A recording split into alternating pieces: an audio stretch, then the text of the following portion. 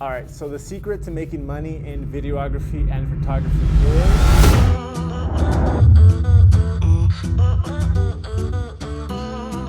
What is up, you guys? Welcome back to my channel. I know it's been a minute and I apologize. Your boy has been grinding. I'm gonna go ahead and talk to you guys about how to make money, or the secret to making money, or in this case, maybe more money if you're already in photography and videography. Now, the truth is, I hate to break it to you, but there is no secret. Nothing that I tell you today is going to guarantee that you'll be able to make money or more money, but I can tell you guys from personal experience ways in which I've been able to better myself in photography and videography, and it's allowed me to basically put myself out there with more clients and basically get more work. So, first and foremost, let me go ahead and disclose, quick disclaimer, please, if you do not have the money, I repeat, if you do not have the money to go out and buy camera gear, please do not do it. Don't fall in debt. Don't basically use your credit card and buy a bunch of equipment thinking that you're gonna make it back, because it may or may not work out, you know? I don't wanna be an influence to it. If you have money saved up, or if you've made enough money already, if you're in videography and photography, then go ahead and buy things as you go. That's what I did when I first started. I didn't buy everything all at once, so I honestly suggest and encourage you guys to do the same. So anyways, now to the video. Since I kind of told you guys that there is no secret in making money in photography and videography, I do want to share 5 tips or 5 accessories that allowed me to be a better videographer and photographer. And I'm gonna list them in order in which I believe are best, or in the order in which I believe you should buy them in. It's the order that I bought them in, and it's the order in which I feel they're most important and will bring more value to you and your business, okay? So starting with 1, a stabilizer. This by far has made me the most money in videography, okay? Obviously, if you're a photographer, this won't apply to you, but if you're a videographer, or if you want to be a videographer, you need to get yourself one of these, okay? This is a Zhiyun crane. I believe it's a V2. I bought this about 3 years ago. It cost me about $500, I wanna say. And it honestly has made me the most money to date. And let me go ahead and explain to you guys how it's made me more money, okay? It has allowed me to basically get shots that I wasn't able to get without it, okay? If you are following someone as they're walking or they're running, and if you're freehanding your shot, you're gonna get wobbles and it's just not gonna look smooth, okay?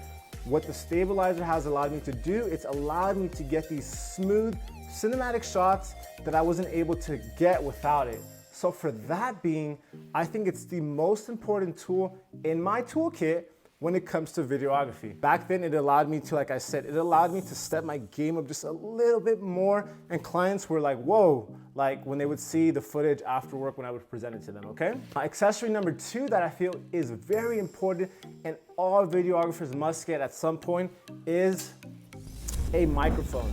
This is a shotgun mic. It's a Deity D3 Pro. I believe this cost me about $250. You obviously don't need to get one this expensive, because I started off with a Rode something Go. I forgot the name, but it was $99.99. It was $100. It was just a plug and play, no batteries, no on and off switch. It was amazing. Now, the reason why you want to get yourself a microphone is because it's going to allow you to capture sounds, whether you're doing an interview, whether you're doing a workout video.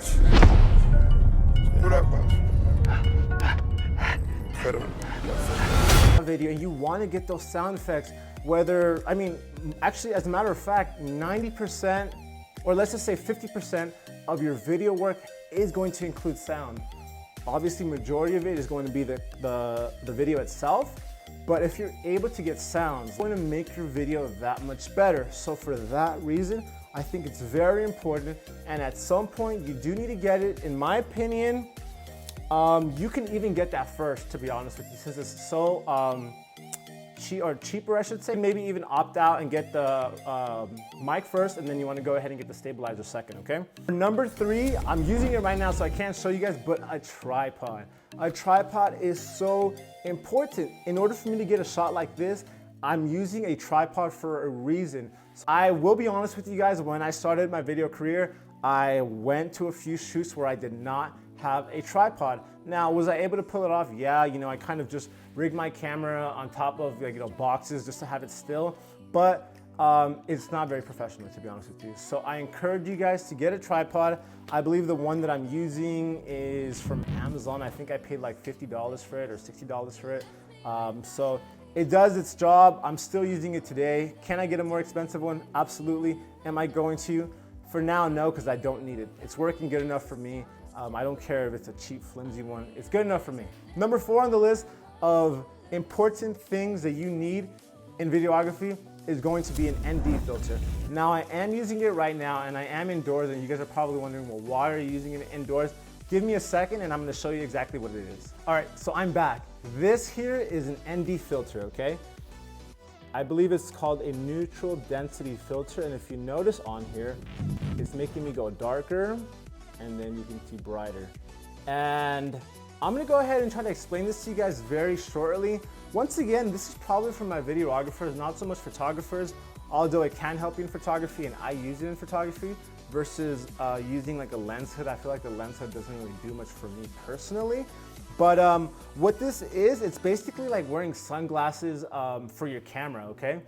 The best example that I can give you is if you have tints in your car, and if, let's just say next time you're driving out on the freeway and you're looking out the window and you can barely see the sky because it's so bright outside, but if you roll your window up, and if you have tints, of course, so once you roll your window up, you're able to see that detail, those clouds, because you have something like this. And that's basically what it does for your camera. It does the same thing. It'll allow you to get more details in your shots. But more importantly, so this is going to allow you to keep your settings the same while still making your video darker and allowing you to get that perfect cinematic shot, okay? So in my opinion, that is number 4. I'm gonna go ahead and pop this back on my camera. Give me a second. Alrighty, and number 5 on the list is honestly a computer, okay? I know that I didn't mention this and you guys might be thinking the obvious. If you have a computer already, work with it for as long as you can. When I started, I was using a laptop and it was perfectly fine. But now that I think about it, I can never go back to it. And it's not that I can't go back to a laptop, because a laptop is efficient. You can take it anywhere with you. I've done editing at the airport as I was traveling. But as long as it's a fast laptop, because believe me when I say this, time is money. It's okay, don't worry about it, come on in. Time is money, okay, you guys? So I think I bought this about last year or 2 years ago, or hold on. I bought it in December of 2019, okay? And it's probably by far the best purchase that I've made. But the reason why I leave it for number 5 is because it cost me $3,700. It's by far been the best investment, in my opinion, that has allowed me to be a better videographer / editor, photographer when it comes to editing. It just makes the whole post-production process so much more enjoyable. So for that reason, I encourage you guys, somewhere along your career, invest in a good computer. It goes a long way. Last thing I want to touch on, as a matter of fact, in regards to all this, like I said, once again, the camera equipment does not make you a better videographer or photographer. You make yourself a better videographer and photographer by practicing, by putting your work out there, by, you know, the more shoots you do, the more practice you do, the more mistakes you make, the better you get, okay? I cannot emphasize it enough. Practice, practice, practice. You're going to thank me down the line, because I just 3 years ago had my first client shoot. I was so mind blown that someone was willing to pay me for my time.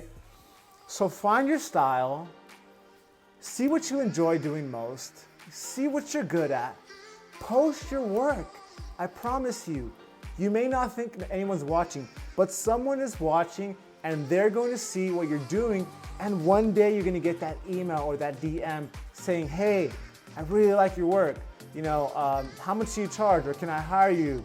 So anyways, you guys, until next time, I'll see you guys. I'm out.